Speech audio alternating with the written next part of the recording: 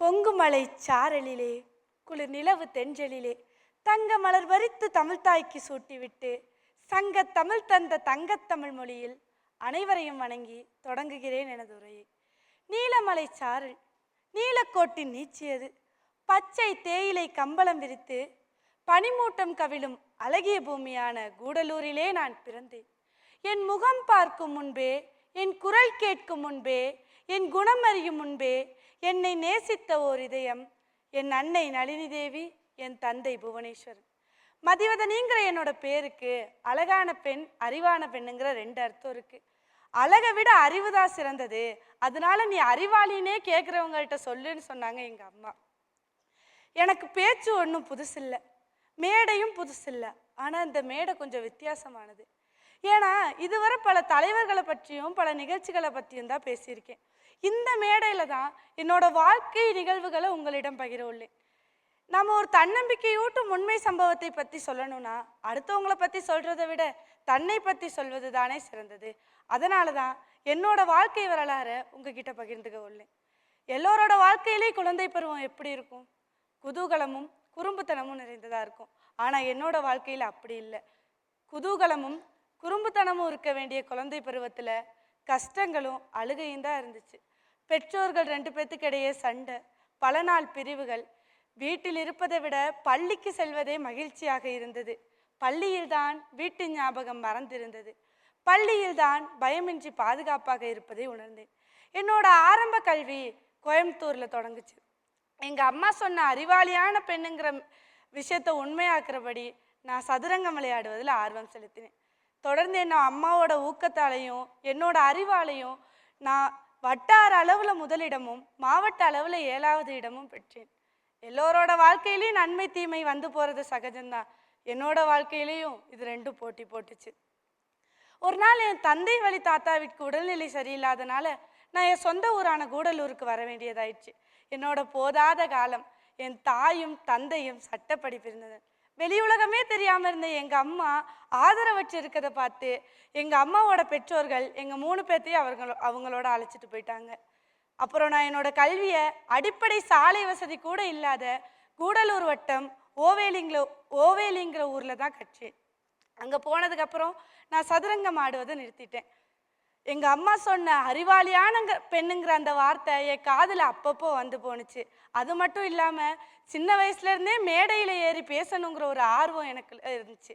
அந்த ஆர்வம் நிறைவேற மாதிரி நான் பொன்னானிங்கிற சிற்றூரில் உள்ள அரசு பழங்குடியினர் உண்டு உறைவிட நடுநிலை பள்ளியில் என்னோட கல்வியை தொடர்ந்தேன்.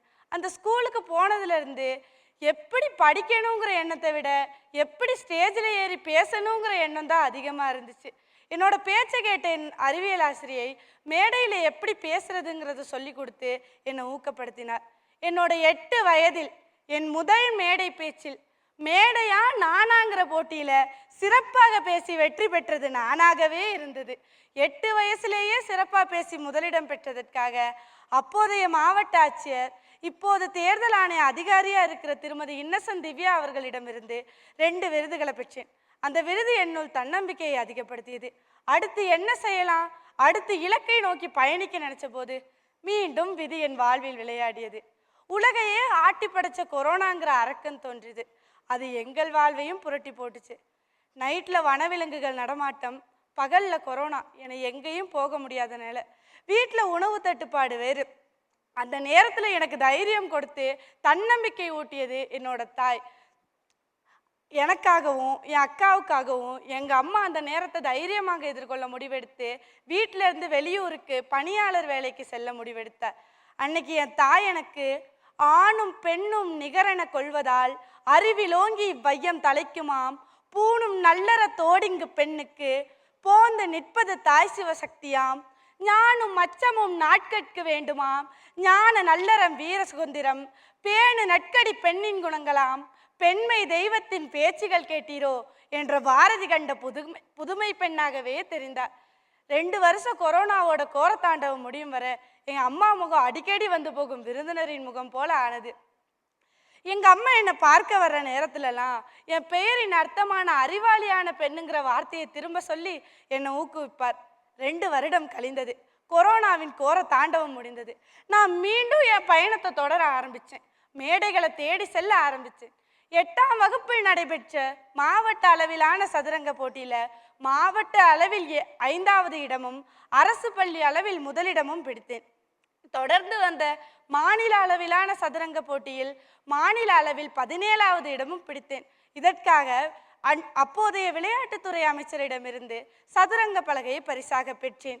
தொடர்ந்து வந்த வட்டார, மாவட்ட, மாநில அளவிலான கலைத்திருவிழா போட்டிகளில் பங்கு பெற்று வெற்றியும் பெற்றேன். இதற்காக சுற்றுலாத்துறை அமைச்சர், வனத்துறை அமைச்சர்களிடமிருந்து பரிசுகளை பெற்றேன்.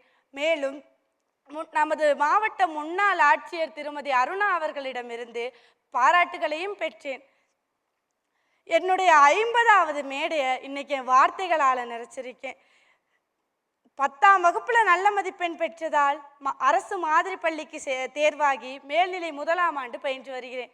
அங்கே சொல்லி கொடுக்குற கலைகளில் சிலம்ப கலையை தேர்வு செய்து அதில் மாவட்ட அளவில் முதலிடமும் மாநில அளவிற்கும் சென்று வந்துள்ளேன். இறைவன் கொடுத்த அனைத்து வாய்ப்புகளையும் என் திறமையாலும் அறிவாற்றலாலும் நல்லாவே பயன்படுத்தியிருக்கேன். ஆனால் என் அம்மாவோட ஆசையோ எங்கள் 2 பேர்த்தில் ஒருத்தரையாவது டாக்டர் ஆக்கணும் தான். ஏன்னா அதுக்கு காரணம் என்னன்னா, என் தாத்தாவிற்கு இருதய கோளாறு ஏற்பட்ட காரணத்தால் எங்கள் அம்மா அதை சரி செய்ய போதிய பணமின்றி நிறைய பேர்கிட்ட பணம் கேட்டு அவமானங்களை அனுபவிச்சாங்க. அந்த டைமில் எங்கள் அம்மா சொன்னாங்க, உங்கள் 2 பேர்த்தில் ஒருத்தராவது டாக்டர் ஆகி நம்மளை மாதிரி கஷ்டப்படுறவங்களுக்கு உதவி செய்யணும்னு. எங்கள் அக்காவுக்கு அந்த வாய்ப்பு கிடைக்கல. ஆனால் எனக்கு நீலகிரி அரசு மாதிரி பள்ளியில் பயோ கம்ப்யூட்டர் சயின்ஸ் பிரிவு அந்த வாய்ப்பினை ஏற்படுத்தி கொடுத்திருக்கு. இந்த வாய்ப்பினை பயன்படுத்தி இதயநல மருத்துவராகி அனைவருக்கும் தொண்டு செய்வேன் என இந்த மேடை வாயிலாக தெரிவித்துக் கொள்கிறேன். கடைசியாக ஒன்று கூறுகிறேன். விழுவதற்கு உன் கால்கள் முடிவு செய்தால் எழுந்து ஓடுவதற்கு உன் மனதை தயார் செய் என்று கூறி வாய்ப்பளித்தமைக்கு நன்றி கூறி விடைபெறுகிறேன். நன்றி, வணக்கம்.